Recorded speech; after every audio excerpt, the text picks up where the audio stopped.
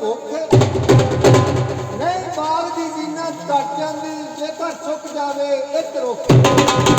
ਸਾਲਾ ਗੈਰਾਂ ਵਿੱਚ ਆਬਾਦ ਰਵੇਂ ਤੇਰੇ ਵਸਣ ਦਾ ਸਾਨੂੰ ਕੋਈ ਦੁੱਖ ਕੀ ਹੋਇਆ ਜੇ ਮੈਂ ਜੁੜ ਜਾਵਾਂ ਕਈ ਫਲ ਵੀ ਨਹੀਂ ਜਾਂਦੇ ਰੁੱਖ ਨਦੀ ਕਸ਼ਮੀਰ ਦੀ ਏ ਤਨ ਨਾ ਦਿਓ ਲੋਕੋ ਸਾਰੀ ਗੱਲ ਤਕਦੀਰ